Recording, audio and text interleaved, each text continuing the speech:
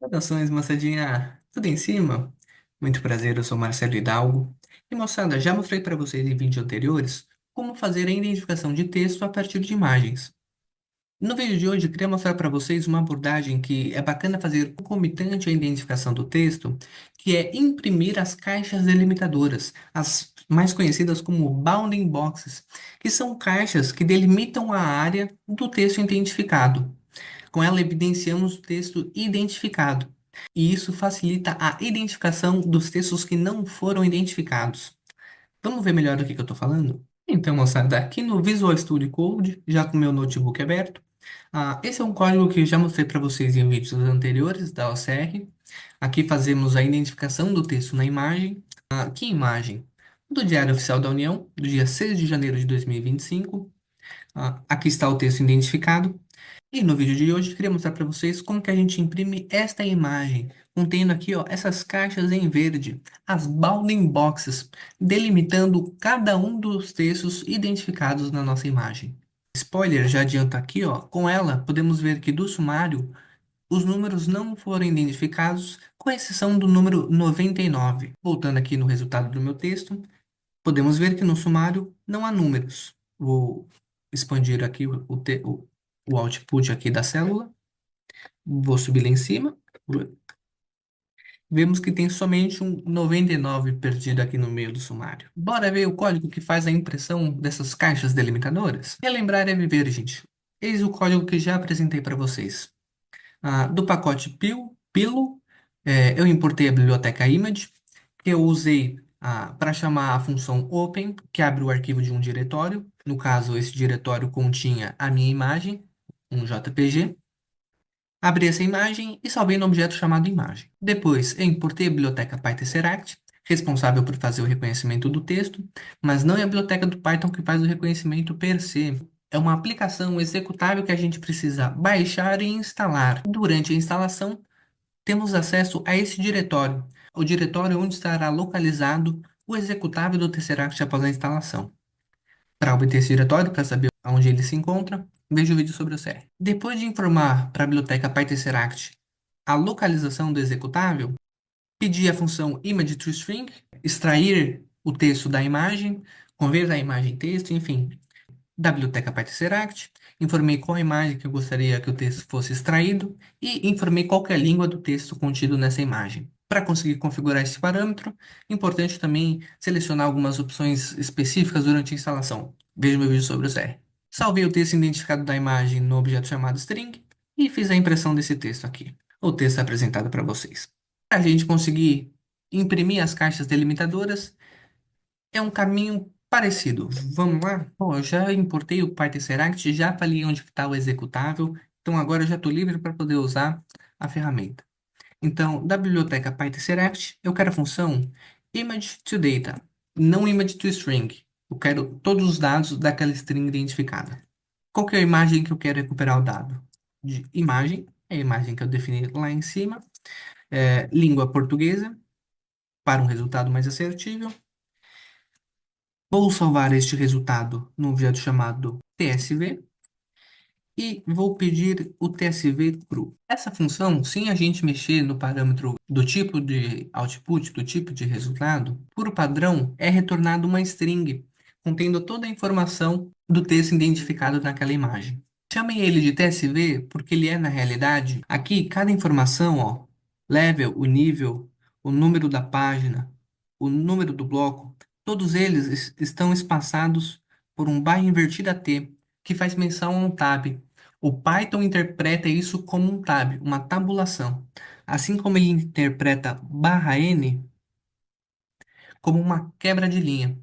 Dessa forma, temos aqui, no que seria uma tabela, a- as colunas separadas por tab, cada uma numa célula, e aí na linha de baixo, barra N, quebra de linha, temos um valor, outro valor, um terceiro valor e assim por diante. Para a gente conseguir aproveitar isso, a gente vai ter que fazer alguns pré-processamentos desses dados que não seriam tão convenientes.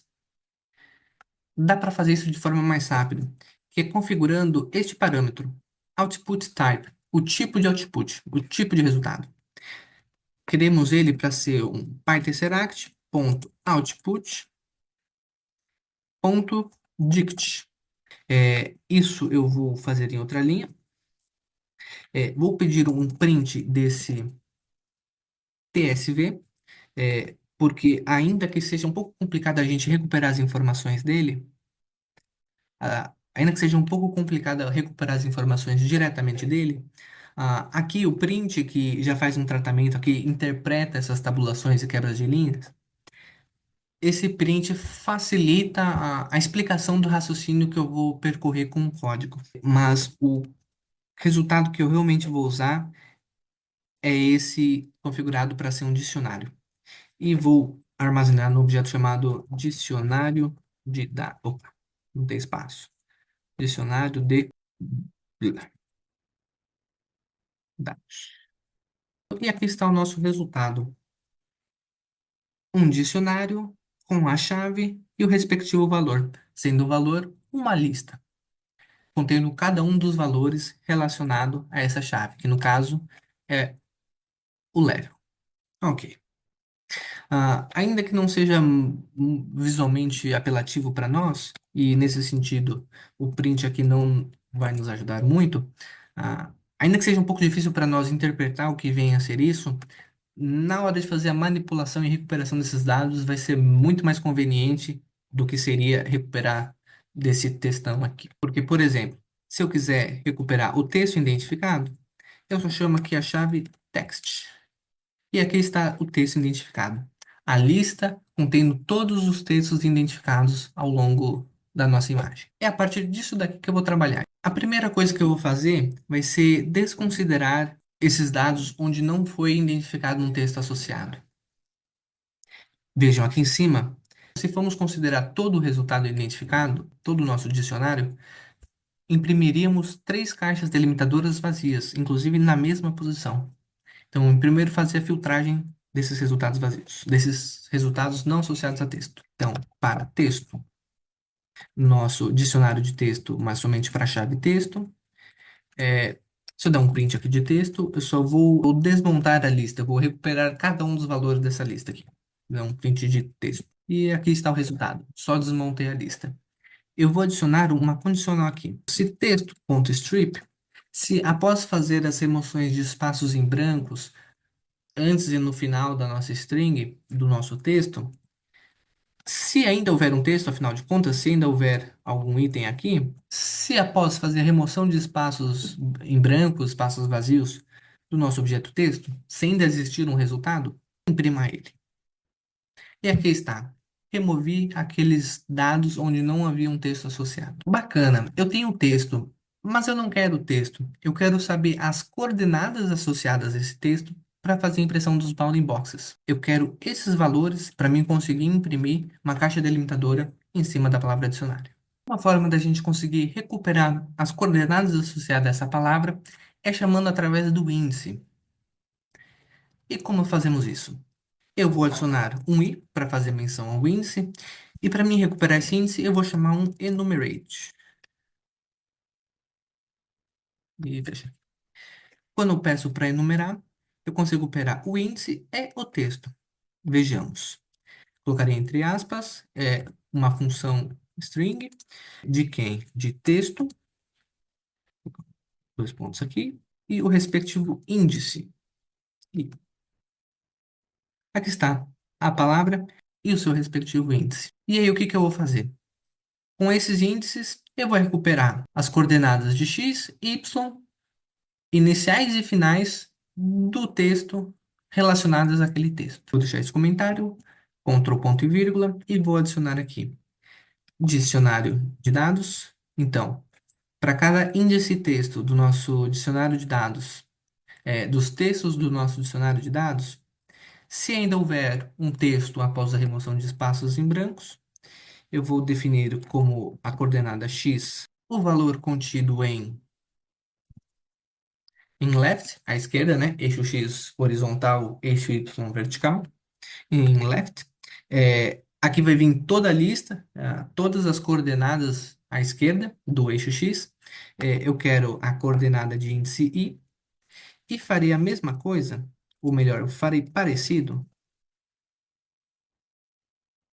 para obtermos o nosso y, que será referente ao top, e também para obter o comprimento e a altura. E aqui, ó, só vou fazer uma alteração só para mostrar o que que estamos fazendo, né? O valor de x e o valor de y. Dois pontos, chave, y. E dois pontos. Ctrl Enter. Agora estamos recuperando as coordenadas associadas a cada um dos textos que sobraram após a remoção dos espaços em branco. Vou tornar esse comentário novamente. E aqui, gente, eu vou precisar importar a biblioteca CV2. Ela que vai nos permitir a fazer a modificação da imagem para imprimir os plots. Também vou precisar importar a biblioteca NumPy. E vou chamar ela de NumPy. NumPy, NP. Por quê? Porque eu vou precisar converter as cores da minha imagem, a ordem dessas cores. Geralmente, imagens são organizadas em RGB, vermelho, verde e azul. E a biblioteca CV2 trabalha com uma ordem diferente, azul, verde e vermelho.